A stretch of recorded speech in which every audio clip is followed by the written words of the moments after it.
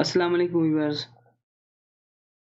आज इंशाल्लाह हम एक न्यू टॉपिक पढ़ेंगे जिसमें कॉजेटिव वर्ब और मॉडल ऑक्सिलरी वर्ब्स होंगे। इंशाल्लाह आज के इस लेक्चर के इख्तिताम पर आप इस काबिल होंगे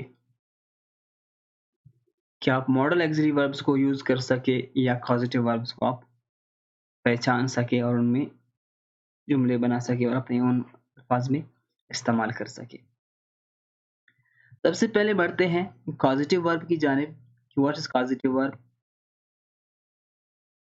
causative verb is a word which is used when we don't perform an action directly, we get it done indirectly by someone else। यानी पॉजिटिव वर्ब्स उस वक्त इस्तेमाल होते हैं जब हम कोई काम खुद ना करें। जब खुद हम कोई काम ना करें, उसको किसी और से करवाए, तब हम जो है पॉजिटिव वर्ब यूज कर सकते हैं और करते हैं। For example, I get Asma to paint my room. मैं अस्मा से अपने कमरे को वाइट वॉश करवाता हूँ या पेंटिंग या पेंट करवाता हूँ, रंग करवाता हूँ। तो यहाँ पे आप कोई काम खुद नहीं करते हैं बल्कि किसी और से करवाते हैं। तो यहाँ पे किसी और को हम यानी cause यानी in the positive verbs we cause someone to do an action, किसी और से हम काम करवाते हैं। इसी तरह हम for example, I get my brother to write a letter. मैं अपने भाई से खत लिखवाता हूँ। ठीक है। इसी तरह आप कुछ भी आप यूज कर सकते हैं यहाँ पे, किसी जब यहाँ पे आप किसी और से काम करवाएं। लेकिन यहाँ पे इसके 4 काइंड्स है, उसमें आप लोगों ने ये देखना है कि in which situation we have to use which type। किस पॉजिटिव वर्ब को किस सिचुएशन में हमें यूज करना है, वो इंशाल्लाह हम आगे पढ़ेंगे। Basically there are 4 types of causative verb. First one is have, second one is make, third one is let, and the fourth one is get। जब हम किसी की जब जिम्मेदारी दे दें, किसी की रिस्पॉन्सिबिलिटी हो, ठीक है, तो वहां पे हम have यूज करेंगे। वहां पे हम causative verb have यूज करेंगे। For example, next week I will have the mechanic examine my father's car. ठीक है, तो यहाँ पे रिस्पॉन्सिबिलिटी के लिए आप यूज करेंगे। और मेक को, जो पॉजिटिव वर्ब मेक है, आप इसको उस वक्त यूज करेंगे जब आप जबरदस्ती, ठीक है, किसी को जबरदस्ती किसी काम के या किसी रूल को इन्फोर्समेंट करवाना हो या किसी रेगुलेशन को इन्फोर्समेंट करवाना हो या ज़बरदस्ती किसी से कोई काम करवाना हो। जैसे कि आपके स्टूडेंट्स हैं, आपके छोटे भाई हैं या हुक्काम वाला है, वो जो है रियाया से या पब्लिक से कोई काम करवाता है, तो वो भी मेक यूज़ कर सकते हैं। तो यहाँ पे भी हम मेक यूज़ करें, जैसे कि उन्होंने they made students obey the school rules. उन्होंने बच्चों से स्कूल स्कूल के रूल्स को यानी ओबे करवाया, उनकी अमल दरामद करवाया, उनको फरमाबरदारी करवाया गया। इसी तरह लेट है। लेट जो है ये परमिशन के लिए यूज होता है। यानी किसी को आप जब परमिशन देंगे या किसी को अलाउ करेंगे, ठीक है, किसी को अलाउ करने के लिए वहां पे आप जबरदस्ती करेंगे, जबरदस्ती नहीं करेंगे बल्कि किसी को अलाउ करने के लिए आप वहां पे यूज करेंगे। जैसे कि the open window let the hair escape, यानी दरवाजे यानी खिड़की हवा को जाने देता है। ठीक है, यानी उसको छोड़ देता है या उसको अलाउ कर देता है या उसको परमिशन देता है। ठीक है, इसी तरह आप यहाँ पे भी यूज करेंगे। लेकिन लेट जो है किसी से काम करवाने के लिए इतना यूज नहीं होता है जितना हैव, मेक और गेट यूज होते हैं। और सबसे ज्यादा जो गेट है वो ज्यादा यूज होता है। इसमें जो है आप किसी को कन्वेंस करेंगे, जिसको भी आप कन्वेंस करके कोई काम उससे करवाएं, तो वहां पे आप गेट यूज करेंगे। तो पॉजिटिव वर्ब में जो है मोस्टली मेक और गेट यूज होते हैं। बाकी भी मैंने आप लोगों की खातिर स्क्रीन पे लेकर आया ताकि आप लोग उन सामने से गुजरे, हो सकता है कभी एग्जाम में आए या कभी आप लोगों को यूज करना हो। But make and get, these both are used always. Make जो है, अगर आप ज़बरदस्ती कोई काम करवा रहे हैं तो आप वहाँ पे मेक यूज़ करेंगे। अगर आप किसी को कन्विंस करेंगे, किसी को आप जो है मोटिवेट करेंगे, उसको कन्विंस कर लेंगे, आपकी कोई ज़बरदस्ती ना हो उस पे, तो आप वहाँ पे गेट यूज़ करेंगे। तो इनके फ़ॉर्मूले भी दिए गए हैं, आप लोग देख सकते हैं कि सबसे पहले आप सब्जेक्ट को लेकर आएँगे, ठीक है? उसके बाद आप गेट को लेकर आ जाएँगे। इसी तरह आप जिससे काम करवाएँगे उसका नाम लेकर आएँगे, फिर टू लेकर आएँगे। मेक में जो है बाकी 3 में टू नहीं आएगा सिवाय गेट के। गेट में टू आ जाएगा। आपने जो है जिस शख्स से आपने काम करवाना है उसके बाद आपने फुल इन्फिनिटिव लगाना है।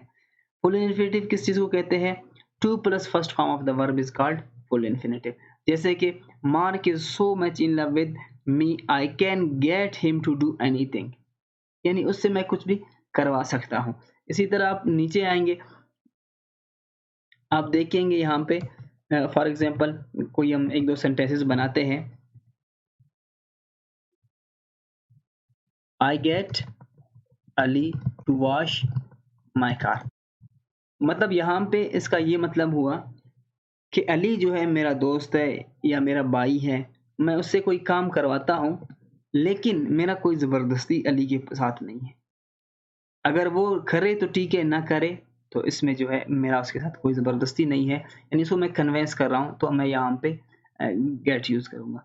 इसी तरह अगर मैं जो है मेरा कोई गुलाम हो, ठीक है, मेरा कोई नौकर हो, ठीक है, तो मैं कह सकता हूँ कि I make my servant wash my car.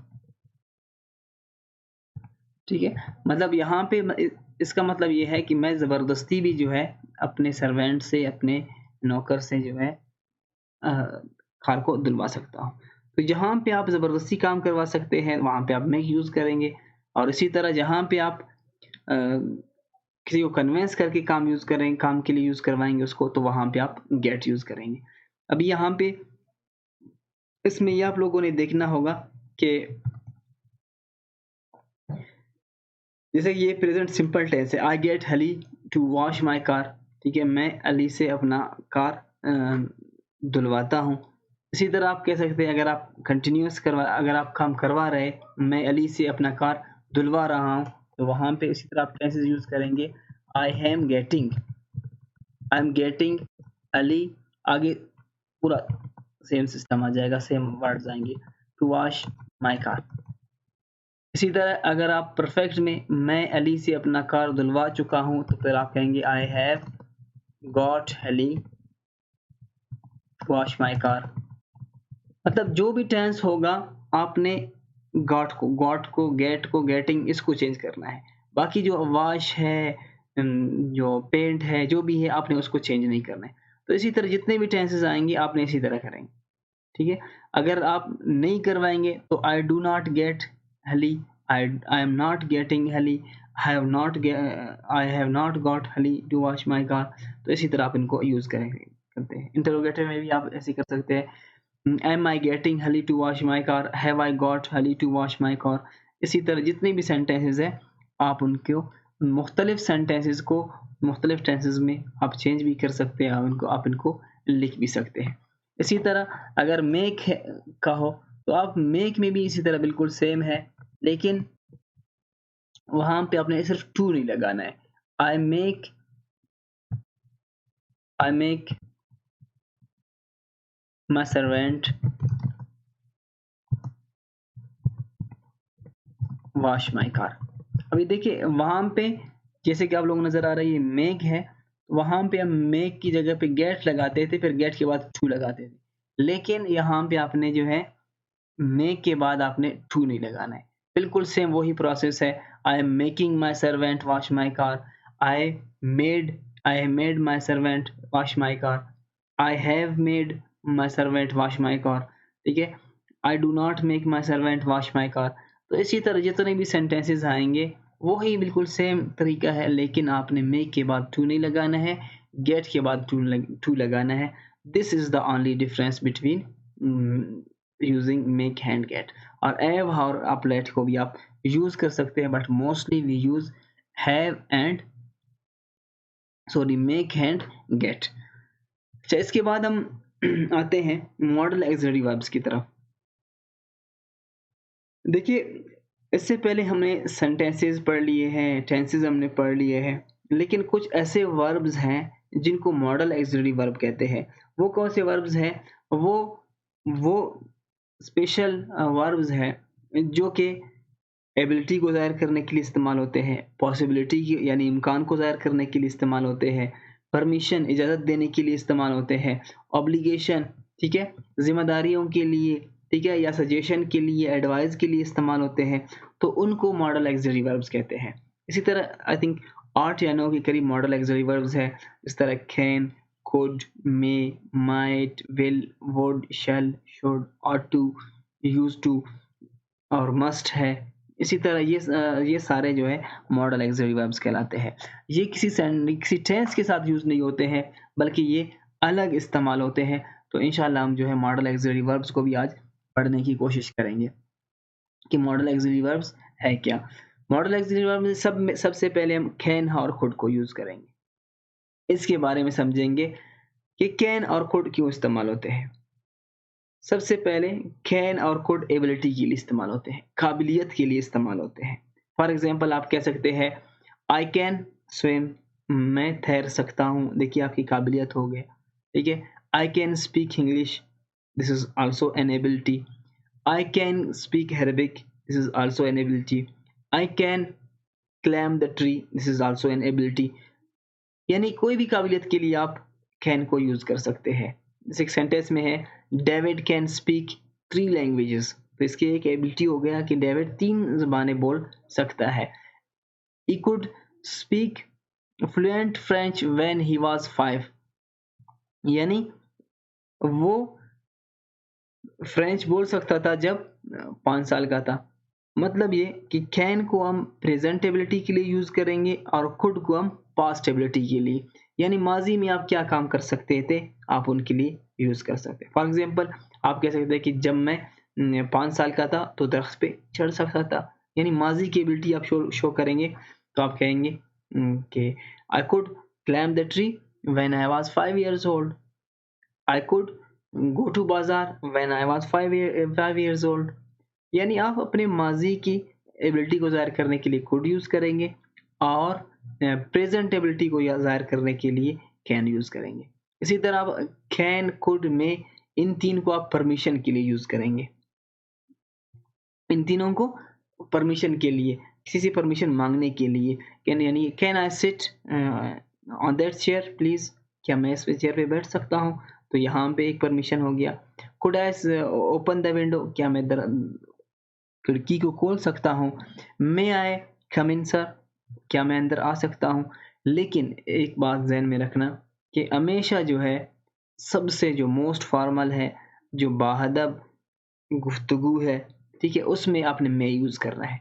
अपने से बड़ों के साथ, बुजुर्गों के साथ आपने परमिशन के लिए मे यूज़ करना है। इसी तरह कुड को भी आप यूज़ कर सकते हैं, कैन को भी यूज़ कर सकते हैं, but it is use in informal English, यानी अपने दोस्तों के साथ, अपने से छोटों के साथ आप जब उनसे कोई परमिशन लेना हो या उनसे कोई बात करना हो तो आप वहाँ पे कैन और कुड को यूज़ करेंगे। बट अपने बुजुर्गों से जो किसी काम का परमिशन लेना हो, अपने ऑफिसर से, अपने बड़ों से, अपने टीचर से, तो आप जो है वहाँ पे मे यूज़ कर सकते हैं। लोगों ने देखा होगा अक्सर आप लोग क्लास में जाते हैं, मे आई कम इन सर, मे आई कम इन मिस, तो आप वहाँ पे मे यूज़ करते हैं because it is used in formal English, यानी फॉर्मल इंग्लिश में ये इस्तेमाल होता है। ये हो गए हमारे 3 मॉडल ऑक्सिलरी वर्ब्स हो गए। चौथा इसमें शुड है। शुड जो है एडवाइस के लिए अक्सर इस्तेमाल होता है और सजेशन के लिए भी यूज होता है।